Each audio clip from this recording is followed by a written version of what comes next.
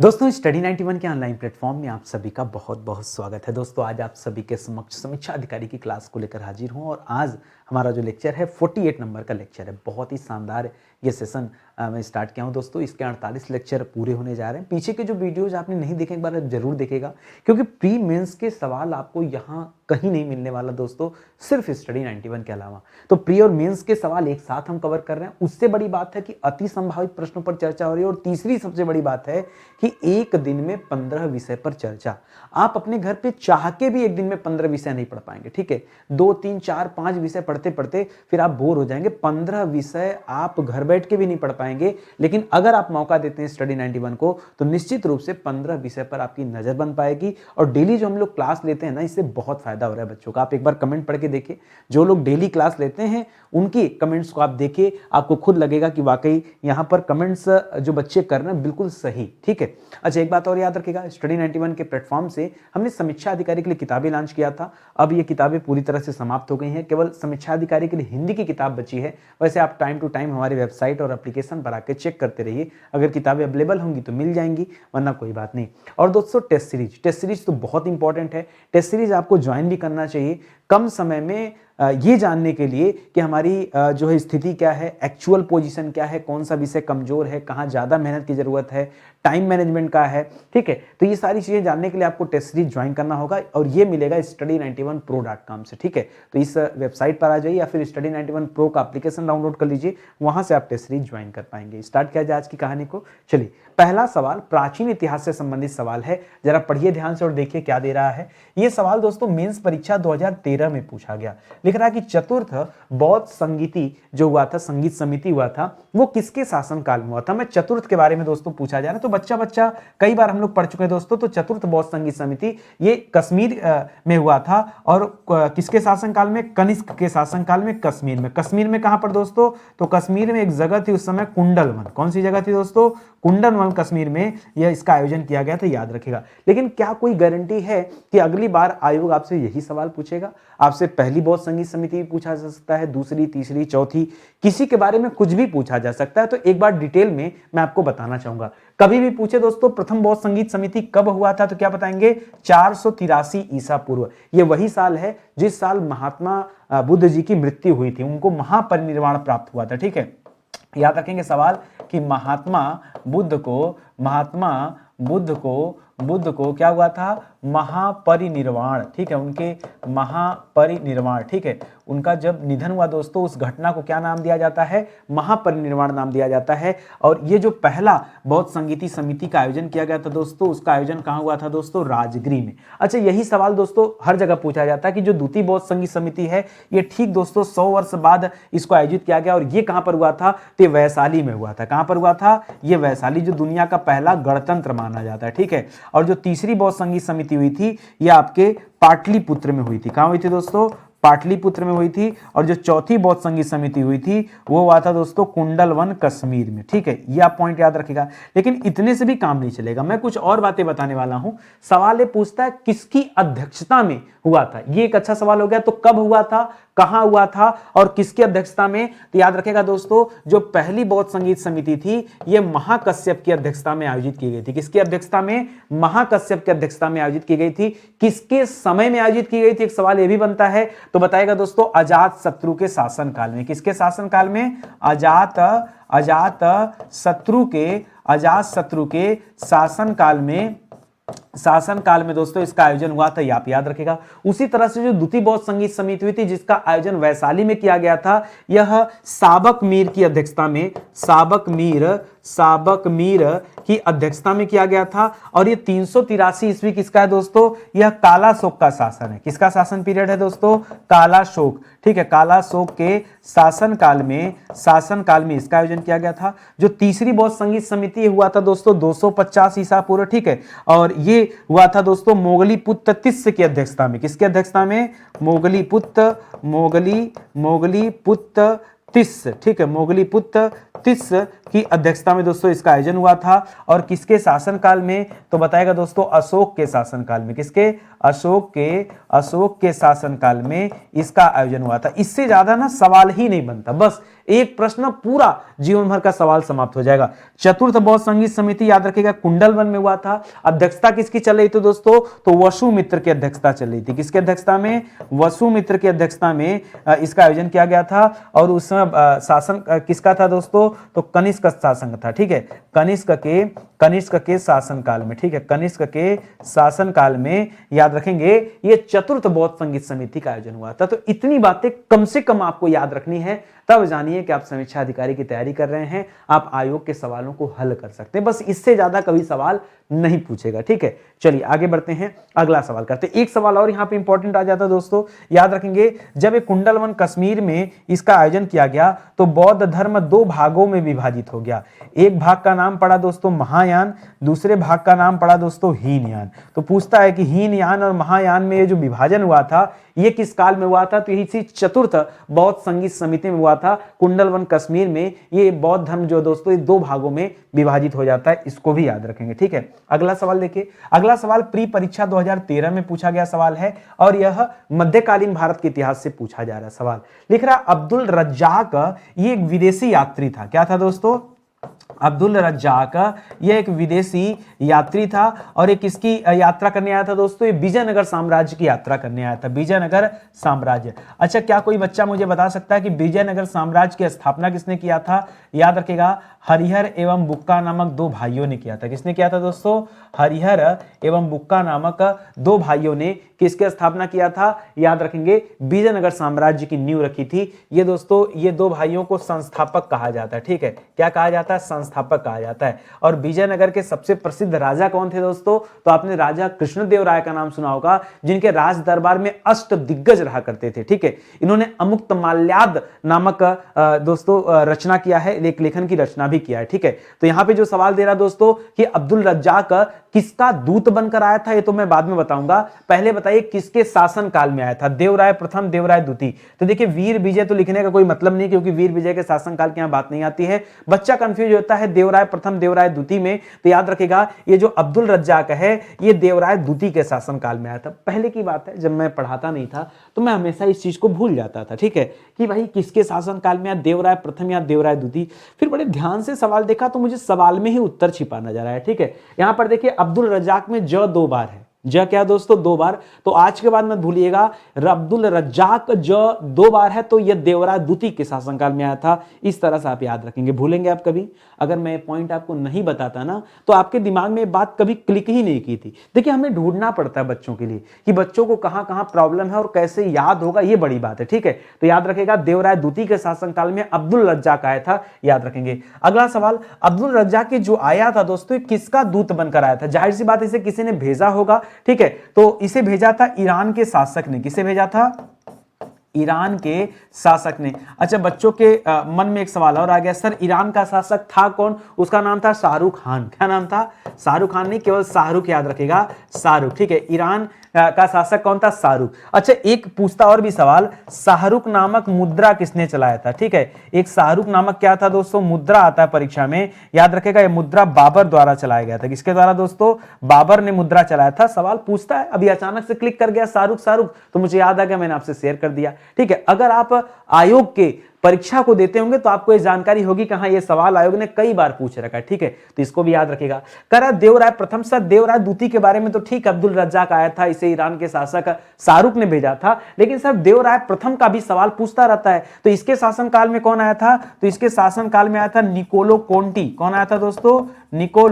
Niccolo Conti आया था। Niccolo Conti किस देश का यात्री था? तो यह इटली का यात्री था। कहां का था दोस्तों? निकोलो कोंटी जो है दोस्तों यह इटली का यात्री आया था। उसी तरह से जो सबसे प्रसिद्ध राजा हैं, राजा कृष्णदेवराय जी, इनके शासनकाल में कौन आया था? तो इनके शासनकाल में दो लोग आए थे। एक तो दोस्तों पुर्तगाली था, ठीक है, पुर्तगाली यात्री डोमिंगो पायस। पुर्तगाली यात्री उसका नाम क्या था? डोमिंगो पायस, क्या नाम था दोस्तों? Domingo Paes. और एक आपने बारबोसा का नाम सुना होगा, बारबोसा भी पुर्तगाली यात्री था, ठीक है। दूसरा कौन था दोस्तों? दूसरा पुर्तगाली था बारबोसा। क्या नाम था दोस्तों? बारबोसा।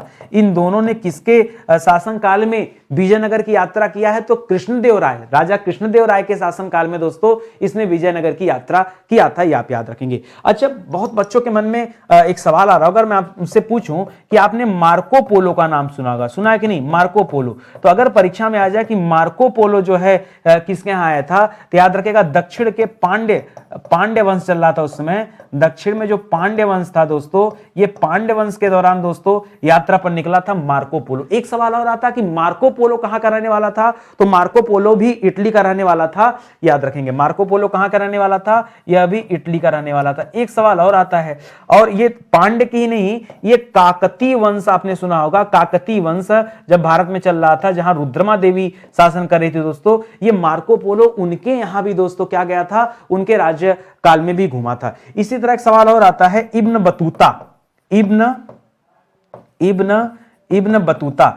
बतूता दोस्तों कहां का यात्री था? ये मोरक्को का यात्री था। और ये किसके शासनकाल में आया? ये मोहम्मद बिन तुगलक के शासनकाल में आया था। किसके शासनकाल में? मोहम्मद बिन तुगलक। ये तुगलक वंश का बादशाह दोस्तों, इसी के नाम पर इसके छोटे भाई फिरोज शाह तुगलक ने, इसके बचपन का नाम था जौना का, उसके नाम पे जौनपुर की स्थापना किया। जौनपुर को पूर्व का सिराज भी कहा जाता है। तो ये वाला तथ्य आप यहां पे याद रखेंगे, ठीक है। ये सारा बढ़िया सवाल है। एक और पूछता दोस्तों, इटली का ही रहने वाला यात्री था पीटर मुंडी, ठीक है। पीटर मुंडी, ये भी कहां का दोस्तों? यह भी इटली का ही निवासी था, ठीक है। और ये किसके राजदरबार में आया था? तो पीटर मुंडी दोस्तों शाहजहां के शासनकाल में आया था। किसके शासनकाल में दोस्तों? शाहजहां के शासनकाल में पीटर मुंडी आया था। और शाहजहां का जो पिता था जहांगीर, ठीक है, जहांगीर, ठीक है। जहांगीर के शासनकाल में कौन आया था? तो जहांगीर के शासनकाल में दो लोग आए हैं। एक आया था दोस्तों टॉमस रो आया था, एक आया था हॉकिंस, विलियम हॉकिंस, ठीक है, विलियम हॉकिंस। ये दो लोग दोस्तों यात्रा पे आए थे। तो टॉमस रो और विलियम हॉकिंस भी पूछता है, यहां पीटर मुंडी भी पूछता है। मुझे लगता है कि पर्याप्त आपके लिए है, ठीक है। इतना सवाल अगर धीरे धीरे पढ़ते रहेंगे तो याद हो जाएगा। अगला सवाल दोस्तों मॉडर्न हिस्ट्री का सवाल है, बहुत ध्यान से पढ़िएगा। यह सवाल प्री परीक्षा 2016 में पूछा गया। लिख रहा लाठी क्लब की स्थापना दोस्तों किसने किया था? लाठी क्लब। अब बच्चा सोचता है कि भगत सिंह आजाद, नहीं, भगत सिंह आजाद ने नहीं किया था, सॉरी, भगत सिंह और आजाद दोनों अलग व्यक्ति थे। भगत सिंह ने दोस्तों नौजवान सभा की स्थापना किया। किसकी स्थापना किया है? नौजवान सभा। परीक्षा में पूछे कि नौजवान सभा की स्थापना किसने किया? तो भगत सिंह ने किया था। लाला लाजपत राय के सिर पर लाठी लगी थी, जिसके कारण दोस्तों उनका देहांत हो गया था वर्ष 1928 में, ठीक है। क्यों? क्योंकि ये दोस्तों किसमें शामिल थे? साइमन कमीशन वापस जाओ, ठीक है, साइमन कमीशन वापस जाओ। ये दोस्तों इसके लिए दोस्तों क्या कर रहे थे? लाहौर में प्रदर्शन कर रहे थे, ठीक है। इसी दौरान दोस्तों लाठीचार्ज हो जाती है और दोस्तों उसके कारण इनकी मृत्यु हो जाती है, ठीक है। तो याद रखिएगा साइमन कमीशन वापस जाओ। साइमन कमीशन का विरोध क्यों हो रहा था? क्योंकि साइमन कमीशन में कोई भारतीय व्यक्ति नहीं था, ठीक है। कोई भी भारतीय व्यक्ति नहीं था। इस कमीशन में कोई भी भारतीय व्यक्ति नहीं था, इसीलिए इसका विरोध किया जा रहा था भारत में। फिलहाल ये भी उत्तर नहीं है। लाठी क्लब की स्थापना दोस्तों बाल गंगाधर तिलक जी ने किया है, बिपिन चंद्र पाल जी ने नहीं, ठीक है। बाल गंगाधर तिलक जी ने किसकी स्थापना किया है? याद रखेंगे लाठी क्लब की स्थापना किया, और यही इस प्रश्न का सही जवाब है। लिख रहा नौजवान भारत सभा की स्थापना किसने किया? तो याद रखेगा भगत सिंह ने किया। किसने किया दोस्तों? भगत सिंह ने नौजवान भारत सभा की स्थापना किया है, ठीक है, ये आप याद रखेंगे। अच्छा, एक सवाल ये भी पूछता है कब किया? तो 1928 के दौरान। सर्वेंट ऑफ इंडिया सोसाइटी की स्थापना किसने किया दोस्तों?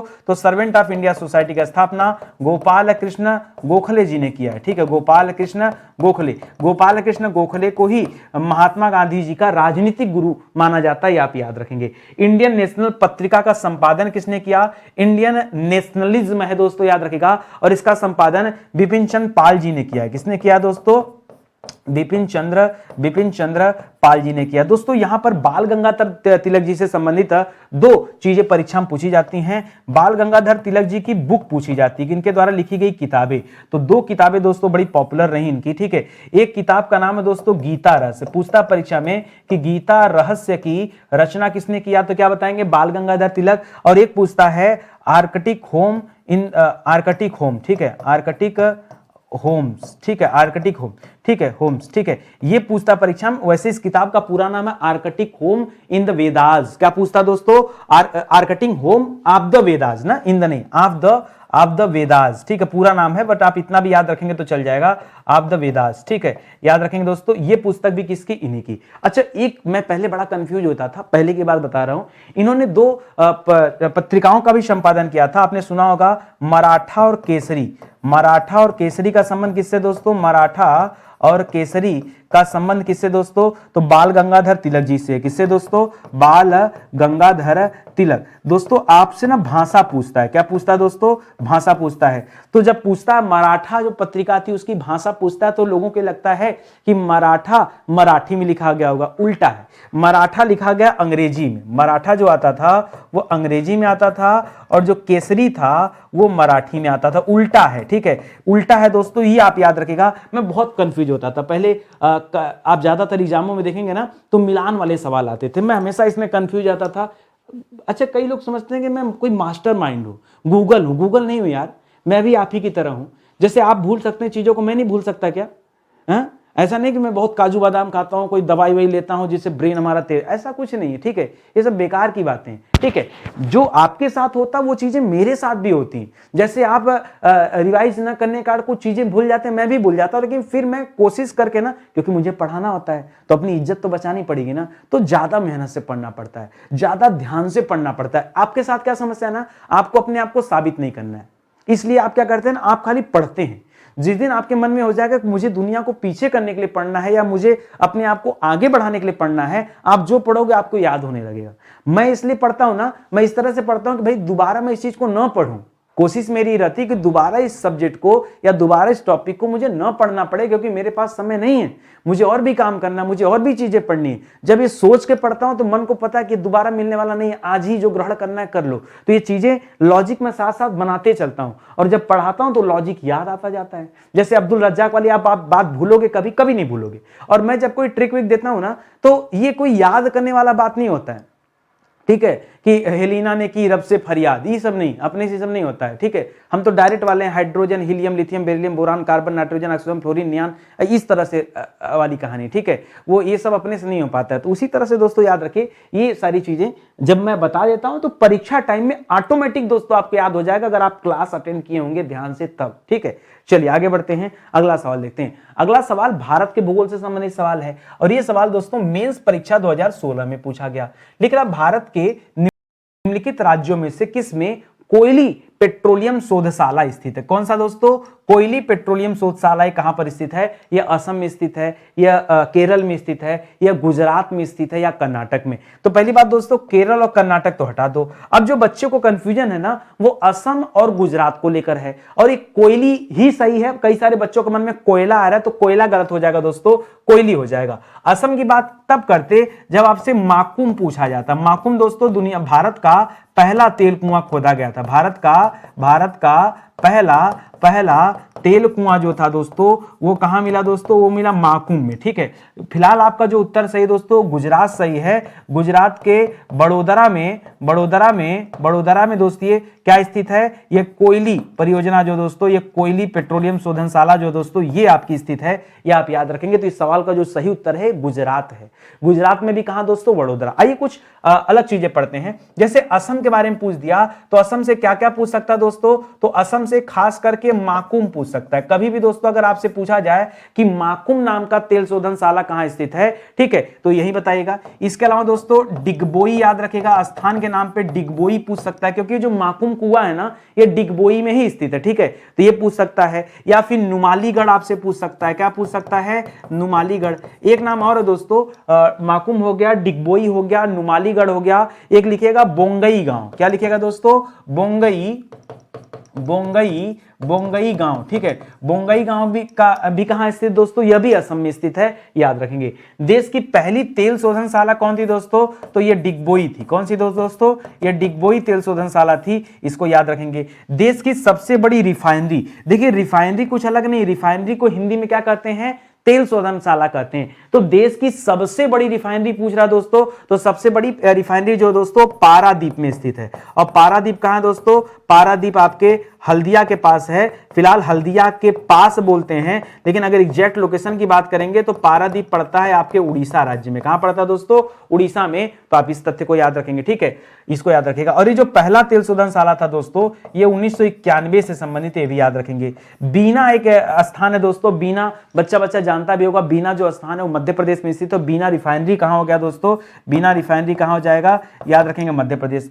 तातीपाका और नागपत्तनम कहां है? नागपत्तनम ये है तमिलनाडु में, ठीक है। नागपत्तनम कहां है दोस्तों? ये आपके तमिलनाडु में स्थित है। और तातीपाका जो रिफाइनरी दोस्तों, ये आपके आंध्र प्रदेश में स्थित है। कहां स्थित है? आंध्र प्रदेश में स्थित है। अच्छा, उत्तर प्रदेश में स्थित एकमात्र तेल शोधनशाला कौन है दोस्तों? याद रखिए, उत्तर प्रदेश में भी एक तेल शोधनशाला है। उत्तर प्रदेश में भी एक तेल शोधनशाला है। यह दोस्तों आपके मथुरा में। कहां पर स्थित है तेल शोधनशाला? कहां स्थित है? यह आपके मथुरा में स्थित है। मथुरा में भी दोस्तों रिफाइनरी है, ये आप याद रखेंगे। कई सारे बच्चे नहीं जानते, लेकिन परीक्षा में पूछा जाता है। तो कम से कम इतनी बातें दोस्तों आप याद रखेंगे, तब जो है मजा आएगा, ठीक है। चलिए आगे बढ़ते हैं, अगला सवाल देखते हैं। अगला सवाल विश्व के भूगोल से संबंधित सवाल है। पढ़िए क्या लिखा है। प्री परीक्षा 2016 में यह सवाल पूछा गया था कि निम्नलिखित देशों में से कौन मध्य अमेरिका में स्थित नहीं है, ठीक है। कौन स्थित नहीं है दोस्तों, ये बताना है। मध्य अमेरिका में तो पनामा तो दोस्तों स्थित है। सियरा लियोन, होंडुरास और ग्वाटेमाला। ग्वाटेमाला को ग्वाटेमाल भी कहते हैं, ग्वाटेमाला भी कहते हैं। पहले मैं चाहूंगा कि आप मुझे राजधानी बताइए, इन सब की राजधानी कहां है और कौन सा देश अमेरिका में स्थित नहीं है, ये भी बताइए, ठीक है। तो जो पहला यहां पर लिखा पनामा, पनामा में पनामा नहर है दोस्तों, वो आप जानते होंगे। पनामा नहर दोस्तों अटलांटिक महासागर को प्रशांत महासागर से जोड़ने का काम करता है, याद रखेंगे, ठीक है। और पनामा की जो राजधानी है वो कहां है दोस्तों? पनामा की राजधानी पनामा सिटी है। कहां पर दोस्तों? पनामा की राजधानी पनामा सिटी। बहुत आसान है। और पनामा नहर के बारे में आप याद रखेगा, पनामा नहर, ठीक है। पनामा नहर किसे जोड़ती है? तो याद रखेगा अटलांटिक महासागर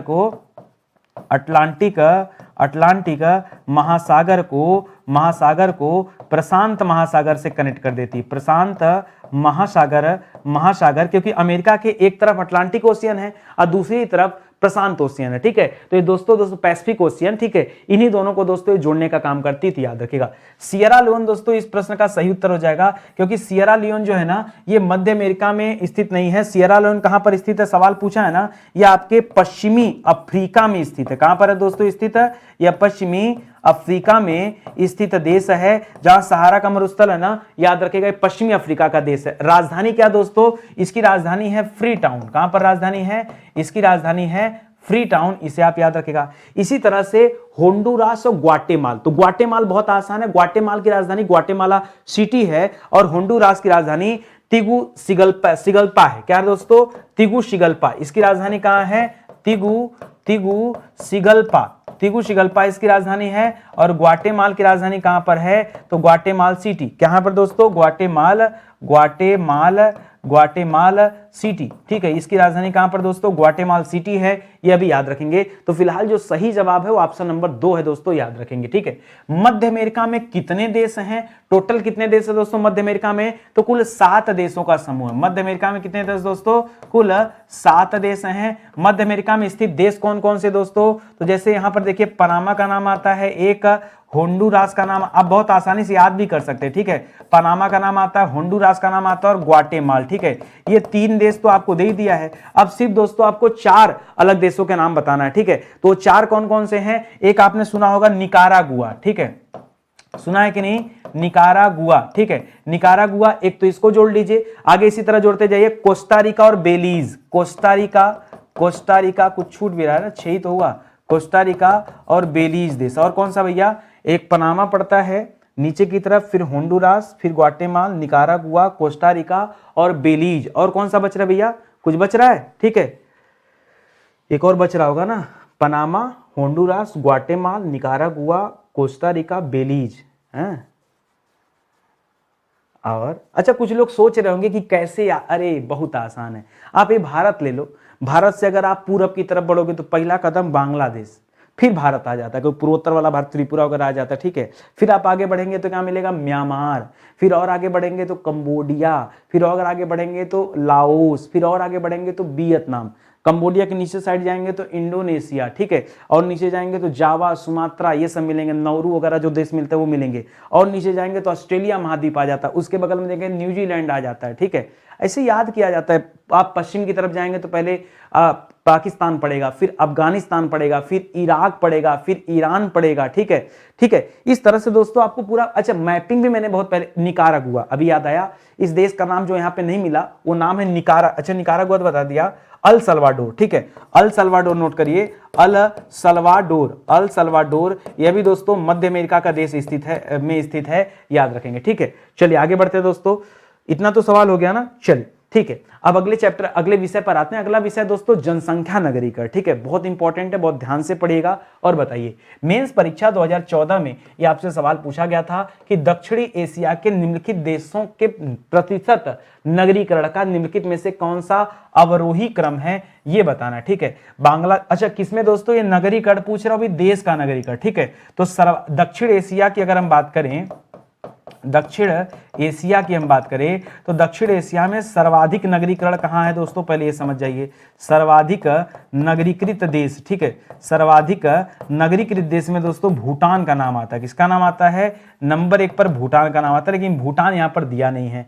नंबर 2 पर दोस्तों याद रखेगा पाकिस्तान का नाम आता है, पाकिस्तान का, जो कि यहां पर लिखा हुआ है, ठीक है। तो पाकिस्तान जो 3 नंबर दोस्तों पहले हो जाएगा, ठीक है। पाकिस्तान के बाद दोस्तों ये आ जाएगा पहले नंबर पे, पाकिस्तान के बाद नंबर आता है बांग्लादेश का, बांग्लादेश के बाद नंबर आता है दोस्तों भारत का, भारत के बाद दोस्तों नंबर आता है श्रीलंका का। तो यहां जवाब जो होगा दोस्तों हो जाएगा ऑप्शन नंबर बी, ये बिल्कुल सही जवाब हो जाएगा, ठीक है जी हाँ। हाँ, ये नगरीकरण में दोस्तों भारत से ज्यादा नगरीकृत पाकिस्तान है। पाकिस्तान है कितना बड़ा है, छोटा सा है, ठीक है, तो कम जगह रहेगा तो नगरीकरण तो हो ही जाएगा। भारत जो 32 लाख वर्ग किलोमीटर में फैला हुआ देश है, तो इसमें तो टाइम लगेगा ना, ऊपर से दुनिया की दूसरी सबसे बड़ी जनसंख्या वाला देश है। लेकिन दक्षिण एशिया का सर्वाधिक नगरीकृत देश कौन सा है दोस्तों, तो सबसे पहले क्या आप याद रखेंगे, भूटान। भूटान अगर ऑप्शन में ना मिले तब क्या जवाब देंगे, पाकिस्तान। पाकिस्तान भी अगर ऑप्शन में ना जवाब मिले तो क्या बताएंगे दोस्तों, बांग्लादेश। बांग्लादेश, बांग्लादेश जब जवाब में नहीं मिलेगा तब आप भारत बताइएगा, और उसके बाद श्रीलंका वगैरह का नंबर आता है, अगर मैं यहां एक क्रम देखूं तो, ठीक है। लिख रहा संसार का सर्वाधिक नगरीकृत देश कौन सा है, तो संसार की बात करेंगे तो संसार में दोस्तों 100% नगरीकृत वाले देश बन चुके हैं दोस्तों। अब कौन कौन से हैं, जैसे आपने नाम सुना होगा सिंगापुर का, ठीक है, सिंगापुर का नाम सुना होगा ना। ये भारत में पूरब की तरफ जाएंगे तो इंडोनेशिया के नीचे की तरफ दोस्तों आपको सिंगापुर मिलेगा। सिंगापुर के अतिरिक्त दोस्तों आप चीन से नीचे की तरफ देखेंगे तो एक देश है हांगकांग, ठीक है, हांगकांग को भी दोस्तों 100% नगरीकरण वहां हो चुका है। इसके बाद मोनाको का आपने नाम सुना होगा, मोनाको का नाम सुना होगा, मकाऊ का नाम सुना होगा, मोनाको, और मकाऊ का नाम सुना होगा, मकाऊ, और नौरू का नाम सुना होगा, नौरू, ठीक है, नौरू। ये जो देश है दोस्तों ये सर्वाधिक नगरीकृत देश है, याद रखेंगे। यहां पर नगरीकरण 100% चल रहा है। सबसे कम शहरीकृत देश कौन सा दोस्तों, जहां पे नगरीकरण एकदम कम है, ठीक है, और ये मैं एशिया के परिप्रेक्ष्य में ही पूछ रहा हूं दोस्तों। तो आपने त्रिनिदाद का नाम सुना होगा, त्रिनिदाद, त्रिनिदाद एवं टोबैगो का नाम सुना होगा, टोबैगो, टोबैगो का नाम सुना होगा, टोबैगो, ठीक है, टोबैगो, फिर से लिखिए, टोबैगो, टोबैगो का नाम सुना होगा। आपने पपुआ न्यू गिनी का नाम सुना होगा, पपुआ न्यू गिनी का नाम सुना होगा। ये सब दोस्तों ना, ये इंडोनेशिया जो द्वीप समूह है वहां से जब आगे बढ़ेंगे तो क्रम में दोस्तों जावा सुमात्रा से आगे बढ़ेंगे तो ये सब देश आपको नजर आएंगे, ठीक है। आप मैप उठा के देखिए तब। वहीं पे पास में दोस्तों आपको बुरुंडी मिलेगा, क्या मिलेगा, बुरुंडी। ये सब दोस्तों यहाँ पे नगरीकरण सबसे ज्यादा कम है, याद रखेंगे। इसी तरह से युगांडा का नाम सुना होगा, युगांडा नाम इतना हाई फाई लगता है लेकिन यहाँ भी नगरीकरण दोस्तों एकदम कम है। आप मलावी का नाम सुने होंगे, मलावी का, ठीक है, अभी मलेरिया के मामले में दोस्तों आया था। इसके अलावा आप नेपाल, हमारा पड़ोसी जो नेपाल है वहां पे भी नगरीकरण बिल्कुल कम है दोस्तों। नेपाल के साथ साथ आप श्रीलंका को भी रख सकते हैं, ठीक है, श्रीलंका। तो इन सब ये इस क्रम में देख रहे थे, इस वजह से मैंने यहां श्रीलंका रखा, वरना श्रीलंका दोस्तों सबसे कम नगरीकृत देश है दोस्तों, उस वाली श्रेणी में आता है, इसको भी आप ध्यान रखेंगे, ठीक है। चलिए आगे बढ़ते हैं। भारतीय राज्य व्यवस्था से संबंधित सवाल है और मेंस परीक्षा 2014 में यह सवाल आपसे पूछा गया था। बहुत ध्यान से पढ़ना और जवाब देना, कोई जल्दीबाजी तो है नहीं। कारण नए राज्यों की स्थापना करने की विधायी शक्ति किसके प्राप्त है? क्या लोकसभा नए राज्यों की स्थापना करती? नहीं। कौन स्थापना करता है नए राज्यों की? संसद स्थापना करता है और कोई नहीं, ठीक है, संसद। इस संसद में दोस्तों दोनों सदन होते हैं, यहाँ लोकसभा भी होता है, लोकसभा भी है, यहाँ राज्यसभा भी है, ठीक है। लोकसभा और राज्यसभा मिलकर ही याद रखेंगे अनुच्छेद 2 के माध्यम से क्या करते हैं दोस्तों, नए राज्य की स्थापना करते हैं। नए राज्य की स्थापना करते हैं किसके माध्यम से दोस्तों, अनुच्छेद 2 के माध्यम से। अनुच्छेद 3 सीमा परिवर्तन और राज्य के नाम परिवर्तन से संबंधित है, ठीक है। अनुच्छेद 2 नए राज्यों की स्थापना से संबंधित है, ठीक है। तो तथ्य आप याद रखेंगे, कर नए राज्यों का प्रवेश तथा स्थापना। कभी प्रवेश और स्थापना की बात करें ना तो हमेशा क्या जवाब देंगे, अनुच्छेद 2 बताएगा। अगर आपसे भाग पूछ लेना तो यहां पर भाग क्या हो जाएगा दोस्तों, ये सब भाग 1 के अंतर्गत आता है, याद रखेंगे। भाग 1 में आता है, भाग 2 में नागरिकता के बारे में प्रावधान है, भाग 1 में संघ एवं उसके राज्य क्षेत्र के बारे में प्रावधान है, तो उसी के अंतर्गत हम इसे पढ़ते हैं। लेकिन संघ का नाम और उसके राज्य क्षेत्र का उल्लेख ये दोस्तों कहां पे बताया गया है, तो संघ का नाम भारत होगा, ठीक है, और उसके राज्य क्षेत्रों का उल्लेख दोस्तों ये भाग 1 में बताया गया है और अनुच्छेद 1 में बताया गया। भाग 1 और अनुच्छेद 1 दोनों याद रखेगा। कर भारत में नए राज्यों के निर्माण संबंधित प्रक्रियाओं में कौन सा विधेयक पारित होता है, ये एक सवाल है, ठीक है। ये सवाल भी पहले मैं बहुत गलत करता था, मुझे लगता था नया राज्य बनाना है तो विशेष बहुमत की आवश्यकता होगी,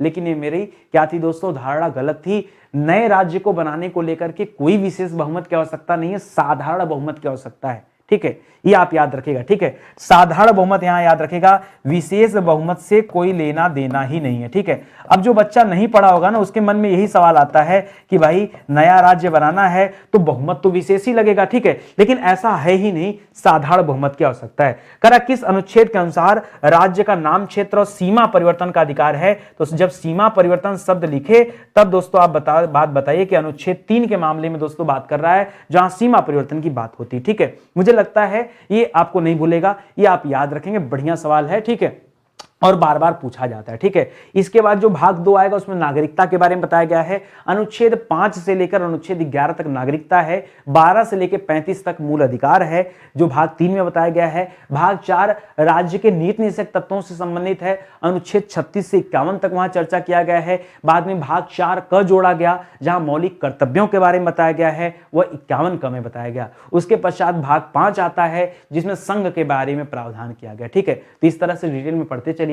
अगला सवाल दोस्तों भौतिक रासायनिक विज्ञान से संबंधित सवाल है और यह सवाल प्री परीक्षा 2014 में आपसे पूछा गया। क्या सवाल है, लेकर हवाई जहाज के टायरों को चौड़ा करने के लिए, ठीक है, कौन सा गैस उसमें प्रयुक्त होता है। देखिए हाइड्रोजन सबसे हल्का गैस जरूर है, ठीक है, हाइड्रोजन क्या दोस्तों हल्के गैस में आता है, लेकिन इसका प्रयोग टायरों में नहीं किया जाता, हीलियम का प्रयोग भी नहीं करते हैं, यहां करते हैं दोस्तों नाइट्रोजन का प्रयोग, ठीक है, क्योंकि नाइट्रोजन दोस्तों गर्म नहीं होता, ठीक है, नाइट्रोजन गर्म नहीं होता, ठीक है। और जब टायर दोस्तों जमीन से घर्षण करते हैं उतरते समय या उतरते समय खासकर, तो दोस्तों उसमें घर्षण पैदा होता है, घर्षण कारण गर्मी नहीं होता, तभी टायर फटते नहीं है, ठीक है, इसलिए नाइट्रोजन का इस्तेमाल करते हैं। नाइट्रोजन का प्रयोग हवाई जहाज के टायरों में किस कारण किया जाता है, तो टायरों को फटने से रोकने के लिए, या फिर उसे हम अपने अपने भाषा में कहते हैं, या हम कह सकते हैं अज्वलनशीलता के कारण, अज्वलनशीलता के कारण, ठीक है, कि इसमें आग नहीं लगेगा, वह अज्वलनशील होता है, घर्षण से गर्म नहीं होगा। सबसे हल्की गैस कौन सी है दोस्तों, तो सबसे हल्की गैस में हाइड्रोजन का नाम आता है, ठीक है, हाइड्रोजन का परमाणु क्रमांक 1 है, ठीक है। और पूछता है एक सवाल कि हाइड्रोजन की खोज किसने किया था, खोज, ये सवाल आता है दोस्तों परीक्षा में, तो याद रखिएगा इसकी खोज किया था हेनरी कैवेंडिश ने। किसने किया था दोस्तों, हेनरी कैवेंडिश ने दोस्तों हाइड्रोजन गैस की खोज किया था, याद रखेंगे। इसी तरह एक सवाल आता है कि सबसे भारी गैस कौन सी, तत्व नहीं गैस की बात कर रहा है, सबसे भारी गैस में दोस्तों नोबेल गैस आता है, नोबेल में भी दोस्तों कौन सा, नोबेल गैस रेडॉन का नाम आता है। किसका नाम आता है दोस्तों, रेडॉन का नाम आता है, ठीक है। मैंने एक सवाल और बताया था, जब कभी दोस्तों भूकंप आने वाला होता है, जब कभी ज्वालामुखी फटने वाला होता है, ठीक है, या जब कभी दोस्तों सुनामी वगैरह आता है, कोई भी प्राकृतिक आपदा आती है, तो वायुमंडल में इसकी मात्रा बढ़ जाती है, ठीक है, वायुमंडल में ठीक है, वायुमंडल में रेडॉन की मात्रा क्या हो जाती है दोस्तों, बढ़ जाती है। ये आप तथ्य याद रखेंगे, परीक्षा में सवाल पूछा जाता है, ठीक है। ये सबसे भारी गैस है, इस तथ्य को भी आप याद रखेंगे, ठीक है। तो भौतिक रसायन विज्ञान से संबंधित सवाल हो गया। अगला सवाल दोस्तों जीव विज्ञान से संबंधित सवाल है और मेंस परीक्षा 2013 में ये सवाल पूछा गया। लिख रहा वह क्रिया जिसके द्वारा पौधे अपना भोजन तैयार करते हैं वो क्या कहलाती कहलाते हैं, रसाकर्षण कराते नहीं। पौधे अपना भोजन दोस्तों प्रकाश संश्लेषण क्रिया के दौरान दोस्तों बनाते हैं, ये आपको पता होगा। उस दौरान पौधों को किसकी किसकी जरूरत पड़ती है, तो सबसे पहले तो पानी यानी जल की जरूरत पड़ती है। दूसरा दोस्तों सूर्य के प्रकाश की जरूरत पड़ती है, सूर्य का प्रकाश, ठीक है, सूर्य के प्रकाश की जरूरत पड़ती है। और तीसरा दोस्तों ऑक्सीजन की जरूरत पड़ती है, ऑक्सीजन कर रहा हूं, ऑक्सीजन तो छोड़ते हैं ना, कार्बन डाइऑक्साइड की जरूरत पड़ती है यानी CO2 की जरूरत पड़ती है। ये तीन चीजें अगर अवेलेबल हो तो पौधे अपना भोजन बना पाते हैं, ठीक है। और किसको बाहर निकालते हैं, तो इसी कार्बन डाइऑक्साइड को टूट करके फिर ये ऑक्सीजन बनता है, वो पौधे दोस्तों निकालते हैं। प्रकाश संश्लेषण प्रक्रिया में उत्सर्जित होता है, क्या उत्सर्जित होता है दोस्तों, तो O2 यानी ऑक्सीजन का उत्सर्जन होता है पौधों के द्वारा, ये आप याद रखेंगे। अगर आप प्रकाश संश्लेषण में पौधे वायुमंडल से प्राप्त करते हैं, क्या प्राप्त करते हैं, तो CO2 भी प्राप्त करते हैं, प्लस दोस्तों वायुमंडल में क्या है, प्रकाश है। क्या है दोस्तों वायुमंडल में, प्रकाश। ये दो चीजें तो आपको जरूरी है, और यही पौधे कहां से मिलता है, उनको वायुमंडल से मिल जाता है, ठीक है। और इसके अलावा जो जल होता है दोस्तों, जल भी आप लिख लीजिए, जल की भी प्राप्ति करते हैं, ठीक है।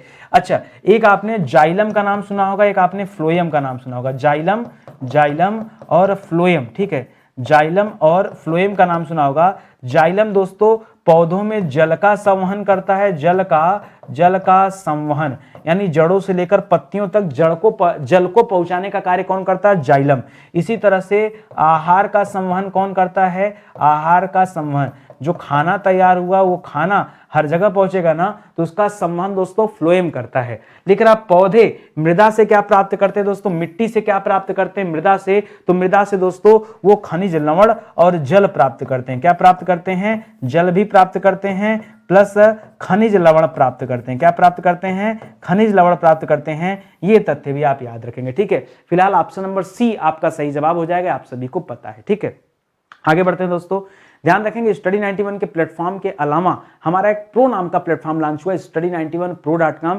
ये वेबसाइट और ये एप्लीकेशन हमने सिर्फ टेस्ट सीरीज के लिए तैयार किया है। आप एक मौका दीजिए, अलग अलग परीक्षाओं के लिए यहाँ टेस्ट सीरीज अवेलेबल है, आप चाहें तो इसे ज्वाइन कर सकते हैं, ठीक है। आइए आगे बढ़ते हैं दोस्तों। टेस्ट सीरीज का अपना ही फायदा है, आप जानते हैं अच्छे से। मैं सीधे अपने क्लास पर आता हूँ और आपको अच्छे से और बातें समझाता हूँ। अगला सवाल दोस्तों इकोनॉमिक्स से संबंधित है, और प्री परीक्षा 2016 में यह सवाल पूछा गया कि लघु निर्माण उद्योग में प्लांट एवं मशीनरी में विनियोग की मात्रा कितनी होनी चाहिए, ठीक है। मैंने पिछली क्लास में भी दोस्तों आपको बताया था लघु एवं निर्माण में विनियोग यानी ये कह रहा है इन्वेस्टमेंट। तो मैंने दो चीजें आपको बताया था, एक टर्नओवर बताया था, एक इन्वेस्टमेंट बताया था, ठीक है। तो इन्वेस्टमेंट यहां कितना होना चाहिए, क्या 10 लाख रुपए, 10 लाख रुपए तो कोई मामला ही नहीं था, ठीक है। 25 लाख रुपए से ज्यादा, लेकिन 5 करोड़ से कम नहीं, अगर लघु निर्माण उद्योग की बात हो रही तब, ठीक है। अगर यही मान लीजिए थोड़ा अलग केस में पढ़ते हैं, सेवा प्रदाता यानी कोई सर्विस इंडस्ट्री है दोस्तों जो सर्विस प्रोवाइड करती है, तो सर्विस के लिए मशीनरी में निवेश कितना होना चाहिए, तो इसके लिए जो निवेश है दोस्तों कम है, वो निवेश बताया गया है कि 10 लाख से लेकर 10 लाख से ज्यादा होना चाहिए, लेकिन 2 करोड़ से क्या होना चाहिए, 2 करोड़ से कम होना चाहिए, ठीक है। ये दोस्तों सर्विस के लिए है। वहीं दोस्तों लघु निर्माण उद्योग के लिए आप देख रहे हैं कि 25 लाख से ज्यादा और कितने से 5 करोड़ से कम का आंकड़ा है। इसी तरह से मध्यम उद्योग के लिए प्लांट और मशीनरी में इन्वेस्टमेंट कितना होना चाहिए, तो ये दोस्तों और ज्यादा कर दिया गया है। अब दोस्तों यहां तो कंडीशन 5 करोड़ तक जाता है, तो 5 करोड़ के ऊपर से लेकर के ये आ जाते मध्यम उद्योग में, ठीक है। और कितने तक, 10 करोड़ रुपए से ज्यादा नहीं होना चाहिए, ये आप याद रखेंगे। मध्यम उद्योग के लिए ये लिमिटेशन है, इन्वेस्टमेंट को लेकर के ये तथ्य आप याद रखेंगे, ठीक है। तो अलग अलग केस में दोस्तों अलग अलग तरह के सवाल बनते हैं, मुझसे जितना बन पा रहा है मैं आपको दे रहा हूं। अगला सवाल पर्यावरण से संबंधित सवाल है, और ये प्री परीक्षा 2016 में आपसे पूछा गया। लिख रहा एजेंडा 21 ये किस क्षेत्र से संबंधित है बताइए। कह रहा सतत विकास से संबंधित है, परमाणु निःशस्त्रीकरण से संबंधित है, पेटेंट संरक्षण या कृषि संबंधी परिधान से। तो याद रखिएगा दोस्तों एजेंडा 21 का संबंध है सतत विकास से। सतत विकास को हम क्या कहते हैं, सतत विकास को इंग्लिश में कहा जाता है सस्टेनेबल डेवलपमेंट। क्या कहते हैं दोस्तों, सस्टेनेबल डेवलपमेंट के नाम से जानते हैं, या आप ध्यान दीजिएगा इसे सतत विकास कहते हैं। लिख रहा है एजेंडा 21 पारित हुआ था, कब हुआ था, जो पहला पृथ्वी सम्मेलन हुआ था 1992 में। क्या हुआ था दोस्तों, 1992 में जो पृथ्वी सम्मेलन हुआ था, उस पृथ्वी सम्मेलन में दोस्तों ये एजेंडा 21 पास हुआ था। करा एजेंडा 21 प्रकाश में आया कब, लोगों के ध्यान में आया दोस्तों, ये वही समय था पृथ्वी शिखर सम्मेलन। ठीक है, पृथ्वी शिखर सम्मेलन जो हुआ था दोस्तों, ये रियो डी जेनेरियो ब्राजील में हुआ था। ठीक है, कहां पर हुआ था दोस्तों, यह सम्मेलन ब्राजील में हुआ था।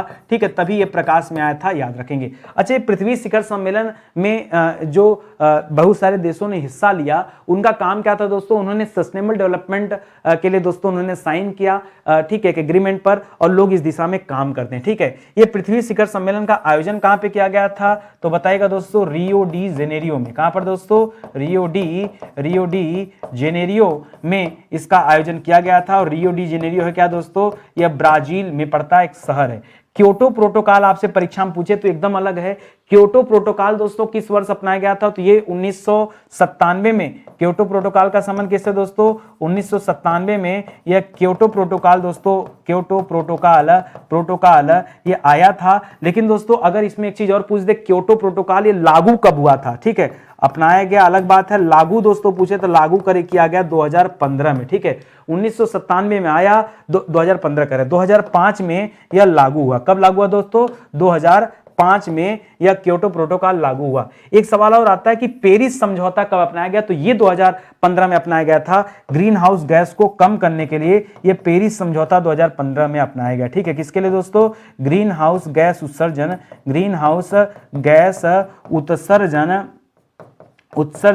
को क्या करने के लिए दोस्तों, कम करने के लिए यह अपनाया गया था पेरिस समझौता। तो इसे भी याद रखेगा, खास करके क्योटो प्रोटोकॉल, पेरिस समझौता, पृथ्वी सम्मेलन से कई सारे सवाल पूछे जाते हैं, तो पहले से आप तैयार हैं तो ज्यादा बेहतर रहेगा। ठीक है, अगला सवाल भी दोस्तों हमारा पर्यावरण से संबंधित सवाल है। पहले हम लोग कृषि का सवाल करते थे, लेकिन कृषि के सभी सवाल जो जो आपके परीक्षा में पूछा गया वो सब कुछ हम लोगों ने डिस्कस कर दिया। अब एक भी सवाल नहीं बचा, इसीलिए यहां पर आपको पर्यावरण के 2 सवाल मिल रहे हैं। ठीक है, तो ये वाला सवाल दोस्तों मेंस परीक्षा 2013 में पूछा गया था कि निम्नलिखित में से कौन यूनेस्को द्वारा प्रमाणित क्षेत्रफल की दृष्टि से भारत का बृहत्तम जैव मंडलीय निधि है। ठीक है, क्षेत्रफल की दृष्टि से सबसे बड़ा जैव मंडलीय निधि कौन सा दोस्तों, तो लिख रहा है नीलगिरी नहीं, नंदा देवी नहीं। अब जो बच्चा होता है परेशान होता है, सुंदरवन मन्नार की खाड़ी में, सुंदरवन डेल्टा जरूर है दोस्तों, सुंदरवन डेल्टा है दोस्तों। ठीक है, दुनिया का सबसे बड़ा नदी डेल्टा इसे कहा जाता है। ठीक है, नदी डेल्टा कहा जाता है, सबसे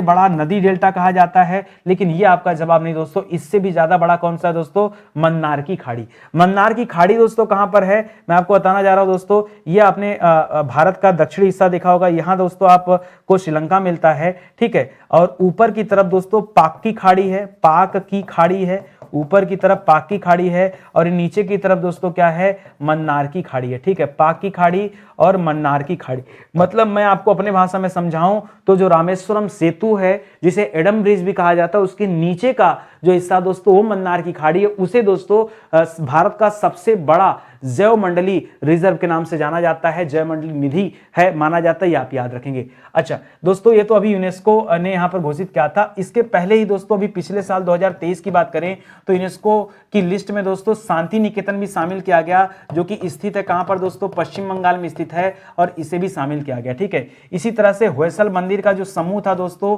इसे भी 2023 में क्या शामिल किया गया, यूनेस्को की सूची में शामिल किया गया। ठीक है, यूनेस्को की सूची में इसे भी शामिल किया गया। ये दोस्तों 42वां स्थान हो गया, ये आपका 41वां स्थान हो गया। इसी तरह से रुद्रेश्वर और धौलावीरा जो था दोस्तों, इसे 2021 में शामिल किया गया था। ठीक है, याद रखेंगे। रुद्रेश्वर जो है दोस्तों मंदिर, रमप्पा मंदिर, ये तेलंगाना में स्थित है। कहां पर है दोस्तों, यह तेलंगाना में स्थित है। होयसल दोस्तों, होयसल मंदिरों का समूह ये कर्नाटक में स्थित है। धौलावीरा आपके गुजरात में स्थित है। ठीक है, तो इसे भी याद करिएगा। ठीक है, 40वां 39वां ये घोषित किया गया, आप याद रखेंगे। नंदा देवी जो नाम यहां पे दे रहा है दोस्तों, पहले से इस रिजर्व में शामिल है, इसको 1988 में ही शामिल किया गया था, ये आप याद रखेंगे। ठीक है, तो यूनेस्को की रिजर्व में दोस्तों कौन कौन से स्थान शामिल है, ये भी सवाल आपसे पूछा जाता रहता है। ठीक है, अगला सवाल दोस्तों यूपी स्पेशल का सवाल है। यह सवाल मेंस परीक्षा 2016 में पूछा गया कि उत्तर प्रदेश के मुख्य लोकगीत कौन कौन से हैं।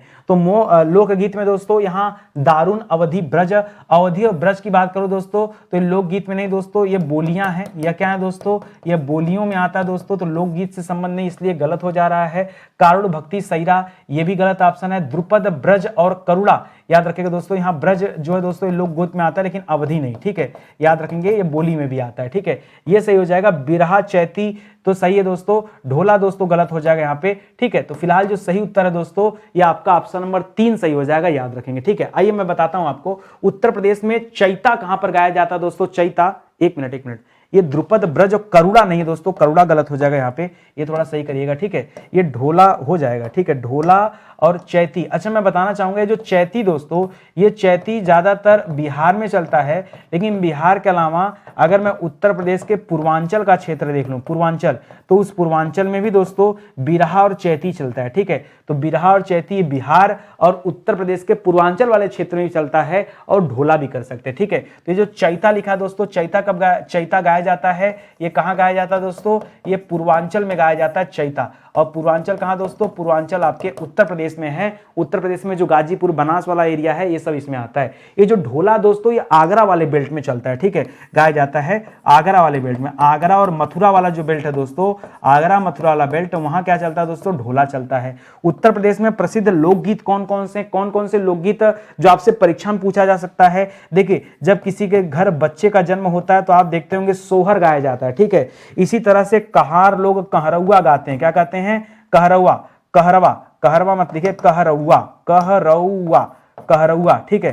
कहरौआ गीत दोस्तों आपने सुना होगा, ठीक है, आप कभी सुनिए यूट्यूब पे जाके आपको मिलेगा, ठीक है। इसके अलावा नौका गीत, झक्कड़ गीत, ये सब आप नहीं सुनते होंगे। ये सब मैं इसलिए बता रहा हूं क्योंकि परीक्षा में आजकल ढूंढ ढूंढ के ऐसे सवाल पूछे जाते हैं, ठीक है। इसी तरह से चावन्नी बोला जाता है, चावन्नी, ठीक है, चावन्नी ये भी है। इसी तरह से दोस्तों आपने ढोला पढ़ लिया, ढोला पढ़ लिया। इसी तरह से चैती पढ़ लिया, विरहा पढ़ लिया, चैती, विरहा और कजरी। कजरी दोस्तों कहां चलता है, तो कजरी आपके मिर्जापुर में चलता है। कहां चलता है दोस्तों, कजरी भी परीक्षा में खूब पूछा जाता है। कजरी ये मिर्जापुर से संबंधित है, ठीक है। इसी तरह से बंजारा और जरेवा, बंजारा और जरेवा, ऐसे बहुत सारे हैं, याद रखेगा। ये उत्तर प्रदेश के में स्थित ये गाए जाने वाले दोस्तों लोकगीत हैं, इसको याद रखेगा, ठीक है। चलिए आगे बढ़ते हैं। अगला सवाल भी यूपी स्पेशल का है। पहले हम लोग साइंस टेक के सवाल करते थे, अब साइंस टेक के सवाल पूरी तरह से समाप्त हो गए हैं, इसीलिए दो दो सवाल आपको कराए जा रहे हैं, ठीक है। तो मेंस 2016 में सवाल आया कि उत्तर प्रदेश के प्रमुख लोक नृत्य की बात करा, अभी पीछे लोकगीत था, लोक नृत्य की बात करा, उसमें कौन सा आता है, तो घूमर, बिहू, बिहू तो दोस्तों क्या हो जाएगा, क्रमशः मैं बता दे रहा हूं। जैसे बिहू असम में हो गया, घूमर दोस्तों कहां होता था, घूमर राजस्थान में हो गया, राजस्थान में हो गया, राजस्थान में होगा। और गरबा कहां होगा दोस्तों, गुजरात में हो गया, ठीक है। तो दोस्तों यहां पे तो अलग ही है, ठीक है, यहां पे अलग ही दे दिया है, ठीक है। तो ये तो जवाब होगा नहीं। चरकुला, कर्मा और पांडव ये सही हो सकता है। कथकली जो लिख रहा है दोस्तों, कथक उत्तर प्रदेश में चलता है। कथकली का संबंध किससे दोस्तों, केरल से है, ठीक है। कथक का संबंध किससे दोस्तों, उत्तर प्रदेश से। और लावड़ी का संबंध दोस्तों किससे है, महाराष्ट्र से। लावड़ी कहां चलता है दोस्तों, महाराष्ट्र में। तो भी जवाब गलत हो गया। रघुनाथ नहीं दोस्तों, राउफ है। क्या है दोस्तों, ये जो राउफ है, ये राउफ कहां का है दोस्तों, जम्मू कश्मीर का है। राउफ कहां से संबंधित है, राउफ जम्मू कश्मीर से संबंधित है। और भांगड़ा दोस्तों ये पंजाब से संबंधित है। तो जो बचा आपका एक ही ऑप्शन बचा, चरकुला, कर्मा और पांडव, ये तीनों लोक नृत्य जो है दोस्तों ये उत्तर प्रदेश से संबंधित हैं। आइए मैं बताता हूं। अगर आपसे पूछा जाए कि जो उत्तर प्रदेश में चरकुला नृत्य है ये कहां पर चलता है दोस्तों, तो ब्रज वाले क्षेत्र में दोस्तों चरकुला नृत्य चलता है। कहां पर दोस्तों, ब्रज क्षेत्र से संबंधित है दोस्तों चरकुला नृत्य, इसको याद रखेगा। जो कर्मा नृत्य दोस्तों ये दो दो जगह चलता है, खास करके जो सोनभद्र का एरिया है और जो मिर्जापुर का एरिया, ठीक है। सोनभद्र और मिर्जापुर का जो एरिया दोस्तों वहां पर ये कर्मा नृत्य चलता है, याद रखेंगे। इसी तरह से बिहू, घूमर, गरबा ये तो मैंने बता दिया था दोस्तों। बिहू का संबंध कहां से है, बिहू का संबंध असम से है। घूमर का संबंध दोस्तों कहां से है, राजस्थान से है। और गरबा का संबंध कहां से दोस्तों, तो गुजरात से है, इसको याद रखेंगे, ठीक है। ये बढ़िया सवाल हो जाएगा। कथकली मैंने बता ही दिया दोस्तों, कथकली का संबंध केरल से। मुझे नहीं लगता कि अब और कुछ इसके ज्यादा पूछा जाएगा परीक्षा में, ठीक है। चलिए आगे बढ़ते हैं दोस्तों। ये जो राउनाथ दे रहा है इसको होना चाहिए राउत नाच। क्या होना चाहिए, राउत राउत नाच, अगर राउत नाच देता ना तब हम बताते कि राउत नाच कहां से संबंधित है, याद रखिए छत्तीसगढ़ से संबंधित है, ठीक है, कहां से, छत्तीसगढ़ से। और जो राउफ है वो दोस्तों जम्मू कश्मीर से संबंधित है। तो ये बड़ा क्लोज आंसर है, इसको भी ध्यान रखेंगे। अगला सवाल दोस्तों विविध से आता है, जो कहीं नहीं आता उसे हम लोग विविध में रखते हैं, और मेंस परीक्षा 2016 में यह सवाल पूछा गया था विविध वाले पॉइंट से। करा भारतीय संस्कृति पोर्टल के संदर्भ में निम्नलिखित में से कौन सा कथन सही है वो बताना है। लिख रहा है कि इसे आईआईटी रुड़की की टीम के द्वारा विकसित किया गया था। जो संस्कृति पोर्टल था दोस्तों, इसे रुड़की ने नहीं, इसे आईआईटी मुंबई ने विकसित किया था। किसने किया था, आईआईटी बॉम्बे जिसे हम कहते हैं दोस्तों, आईआईटी बॉम्बे ने विकसित किया था, ना कि रुड़की ने। यह सरकार का पहला अधिकृत पोर्टल है जहां संस्कृति मंत्रालय के विभिन्न संगठनों के ज्ञान एवं सांस्कृतिक संसाधनों को सार्वजनिक डोमेन पर एक प्लेटफॉर्म पर उपलब्ध कराया गया है। तो ये 2 वाला तो दोस्तों सही है, लेकिन ऑप्शन 1 दोस्तों गलत कर दिया, क्योंकि आईआईटी रुड़की का यहां कोई संबंध नहीं है, ठीक है। तो ये संस्कृति पोर्टल किसने विकसित किया है, पूछे सवाल तो क्या बताओगे, आईआईटी बॉम्बे ने दोस्तों विकसित किया है, याद रखेंगे। अभी हाल फिलहाल में दोस्तों आपने पढ़ा होगा पार्किंसंस रोग का पता लगाने के लिए एक तकनीकी विकसित किया। ये किसने विकसित किया दोस्तों, तो इसे विकसित किया आईआईटी रुड़की ने। किसने विकसित किया दोस्तों, आईआईटी रुड़की कर रहा हूं, आईआईटी मुंबई ने इसको भी विकसित किया, रुड़की कर रहा हूं, ठीक है। आईआईटी मुंबई ने या बॉम्बे का ही एक ही बात है, ये हो जाएगा। भारत के बाहर पहला प्रौद्योगिकी संस्थान कहां बनेगा दोस्तों, तो 2 जगह बनने की तैयारी चल रही है। कुछ दिन पहले दोस्तों घोषणा हुआ था कि यूएई में दोस्तों बीएचयू जो है दोस्तों, आईआईटी जो बीएचयू है वो अपना कैंपस खोलने जा रहा है। आईआईटी बीएचयू का एक कैंपस कहां खुलने वाला दोस्तों, याद रखेंगे यूएई देश में, यूनाइटेड अरब अमीरात के अबू धाबी में खोला जा रहा है। कहां पर दोस्तों, अबू धाबी है कि कौन सा जगह है, ठीक है, एक बार चेक कर लीजिएगा, ठीक है। यूएई तो कंफर्म है, लेकिन अबू धाबी चेक कर लेंगे। और अभी दोस्तों सुनने में आया है, घोषणा हुआ कि जंजीबार का नाम सुना होगा, जंजीबार का नाम सुना होगा दोस्तों। तो जंजीबार में भी, तंजानिया में पड़ता दोस्तों जंजीबार, कहां पर दोस्तों, तंजानिया के जंजीबार में दोस्तों अब एक नया आईआईटी खुलने वाला है, यह भी आप ध्यान रखेंगे। तो कहीं ना कहीं आईआईटी से जुड़े इस तरह के सवाल भी आपको ध्यान रखने होंगे, हो सकता है कि आपसे परीक्षा में पूछ दिया जाए। तो सेशन दोस्तों यहीं पे समाप्त होता है, उम्मीद करता हूं आपको अच्छा लगा होगा। स्टडी 91 के प्लेटफॉर्म से अब किताबें भी आनी शुरू हो गई, आप मौका दीजिए, जुड़िए हमारे किताबों के साथ। बहुत इत्मीनान से हम किताबों को लिखते हैं, 2-3-4 महीने में एक किताब लॉन्च करते हैं फुर्सत से, और अपने आप में दमदार किताबें होती है, ठीक है। ये किताब ऑनलाइन आप हमारे प्लेटफॉर्म से ले सकते हैं, स्टडी 91 के एप्लीकेशन से, और स्टडी 91 के वेबसाइट से आप परचेज कर सकते हैं। ये हमारा दोस्तों हेल्पलाइन नंबर है, इस पर कॉल करके या फिर व्हाट्सएप से आप हमसे संपर्क कर सकते हैं, ठीक है। तो सेशन दोस्तों ये समाप्त होता है, उम्मीद करता हूं अच्छा लगा होगा। बस इसी तरह से जुड़े रहिए, एकदम पूरा ध्यान से पढ़ाई करते चलिए, एक एक दिन आपके लिए इंपॉर्टेंट है, ठीक है। तो मिलते हैं दोस्तों अगले लेक्चर में, तब तक के लिए बहुत बहुत धन्यवाद आपका। जय हिंद, जय Bharat, thank you so much.